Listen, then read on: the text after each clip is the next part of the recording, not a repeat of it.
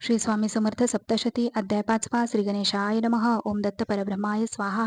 ब्रह्मनिष्ठा वामन स्वामी आज्ञे करुण बडोद्यात राहून लोककल्याण करीती ते. वृद्धापकाळ आला देह व्याधिग्रस्त झाला. वामनरावांच्या दुःखाला पारावार राहीना. भक्तसेवा करीत मरोणी मणी दुःखित म्हणती जिने व्यर्थ. लोकांचे त्रास होत असे मनी विचार करीत. जलात व्हावे समाधीस्थ प्राणायाम कुंभक साध्य होता केलेला. एके रात्री उठत समीप सुरसागर असत. समाधी घेण्यास उतरतच जला माझी तेधवा प्राणायाम करू लागत. नवलवर्तले तेथ प्रकटले स्वामी समर्थ. भक्त रक्षणा कारणे स्वामी समर्थ प्रकटत. हातासी त्याच्या धरित जला बाहेर ओढीत. देती श्रीमुखात ठेवून या दिला बुक्यांचा मार. शिव्या घातल्या भरपूर म्हणती प्रारब्धाचा भार. चुकू का तू पाहसी जरी आता चुकविसी तरी पुढील जन्मात भोगसी. मरुण कधी प्रारब्धासी चुकू नये अवधारा. ऐसे सांगून तयासी आणून सोडिले गृहासी. दर्शन दिले सर्वांसी घरातील लोकांना आणि झाले गुप्त. ऐसे स्वामी समर्थ तयाचा महिमा आघात कोणी कैसा वर्णावा. दृश्य एक भक्त पाण्यात बुडत आहे व स्वामी त्याला बाहेर ओढून काढत आहेत. ते रात्री झोप लागली. वामनाची व्याधी गेली. कृपा करिता गुरु माऊली. अशक्य सांगा काय ते. वामन होऊन ठणठणीत अक्कलकोटी दर्शनायत. सर्वा सांगे वृत्तांत कैसे प्रकटले श्री स्वामी. एक वृद्ध स्त्री पुत्रासहित होती स्वामी सेवा करीत. पुत्र अंध असत म्हणून सेवा करीत असे.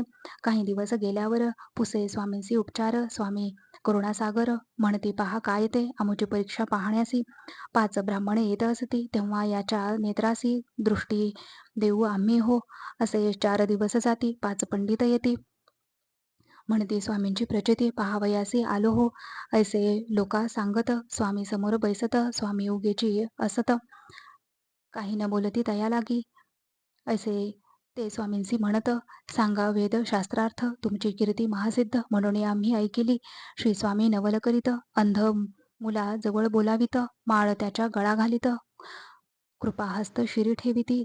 तत्काळ अंधासी दृष्टी येत. स्वामी म्हणती तयाप्रत यांच्या मनातील शास्त्रार्थ उत्तरासह सांगितू. ऐसे ऐकता वचन मुलगा उभा राहून सांगे मनातील वचन. वेदवाक्यांसहित जे सांगे उपनिषद भागवत. पंडिता मनातील श्लोक ब्राह्मण चरण धरित. श्री स्वामींचे तेधवा ऐसा महिमा आघात वर्णू न शके शेषवेद. तो पुराण पुरुष स्वयंभू अक्कलकोटी राहिला. अंधासी नेत्र देत मुक्यांसी वाचा देत. पांगळ्या चलाया लावत. ऐसा महिमा श्री गुरूंचा. ऐशालीला आघात करती स्वामी समर्थ. ते दत्तप्रभू साक्षात प्रज्ञापुरी राहिले. नारायण भट्ट नामे भक्त जाई तिरुपती दर्शनार्थ. तेथे स्वामी समर्थ दर्शन देती तया लागी. अक्कलकोटी येऊन तो सांगे वर्तमान. तिरुपतीस स्वामी दर्शन झाले म्हणून सांगेतो. भक्त पुसती स्वामींसी केव्हा गेल्या तिरुपतीसी. स्वामी म्हणती तयासी गेलो होतो म्हणून या. सर्व आश्चर्य वाटत स्वामी सर्वत्र फिरत. अक्कलकोटीही असत नवल वाटे सर्वाते. तुकोजीराव होळकर जाती अबू पर्वतावर. स्वामी समर्थ गुरुवर दर्शन देते तयांना. म्हणे केव्हा आलात. ऐसे पुसे स्वामीप्रत आलो आत्ताच म्हणत. समर्थ स्वामी तयांना होळकर येती प्रज्ञापुरात. तेथे लोकांचे सांगत अबू पर्वती भेटत. समर्थ स्वामी म्हणून या लोक तयासी म्हणत. स्वामी येथेची असत ऐकोनी विस्मय बहुत. तुकोजीसी वाटला ऐसा महिमा अमित. येथे वर्णिला संक्षिप्त. श्री स्वामी समर्थ अगाध महिमा जयाचा. एक ब्राह्मणा गोदावरीच्या तीरावर ध्यान करीत बसला आहे व समोर ज्योतीमध्ये स्वामी प्रकट झाले आहेत. हे दृश्य आहे. बाबा घोलप पंचवटीत सात्विक ब्राह्मण होते राहत. यज्ञदान तप करीत अहंकार करीत होते ते. व्हावा ईश्वर साक्षात्कार. ऐसे तळमळे अंतर करीती साधू सत्कार. परी तळमळ जाईना. एके दिनी ब्राह्ममुहूर्ती गंगेवरी स्नाना जाती. स्नान करुणी काठावरती जप करीत बसले ते. समोर काही अंतरावर दिसे ज्योत प्रखर. हा काय प्रकार म्हणून बाबा पाहती. ज्योत येई पुढ्यात त्यातून प्रकटती स्वामी समर्थ. प्रखर तेजाने दीपत डोळे बाबा घोलपांचे. अजानुबाहू भव्य मूर्ती किरणे सर्वत्र फाकती. दिव्य तेजाने झळकती नयन त्या यतिराजांचे. घोलप करती नमस्कार म्हणती आपण ईश्वर करण्या माझा उद्धार. येथे आपण आलासा होई म्हणती स्वामी समर्थ. आलो दर्शन देण्याप्रत तुझ्या तपाचे फळ देत आहे याची क्षणा माझी. मी अक्कलकोटी सांप्रत आहे सदेहाने राहत. तू येई दर्शनाप्रत ऐसे सांगती तया लागी. ऐसे म्हणून गुप्त होती पहा स्वामी समर्थ. बाबा घोलप विस्मित झाले पहा ते धवा. असो काही दिवसानंतर घोलप जाती प्रज्ञापूर. पाहता दत्त दिगंबर समाधी लागे तयांना. लोकांचे बाबा सांगत हे असती भगवान दत्त. गोदावरी किनारी प्रकटत दर्शन देण्या मज लागी. नाशिकात बाबा घोलप मठ आहे पंचवटीत. ऐसे श्री स्वामी समर्थ अगाध महिमा तयांचा. लोकोद्धारा कारण करीती सिद्ध निर्माण. तो जगतपालक नारायण जगतोद्धारा कष्ट तसे 300 अधिक निर्माण करीती सिद्ध. त्याद्वारे जन उद्धरित ऐसा महिमा तयांचा. नृसिंह सरस्वती आळंदीचे, नृसिंह श्रीकृष्ण सरस्वती कोल्हापूरचे, रामानंद बेडकर पुण्याचे समर्थ शिष्य असती हो. शिर्डीचे साईनाथ, नाशिकचे बाबा घोलप, पुण्याचे शंकरनाथ शिष्य असती समर्थांचे.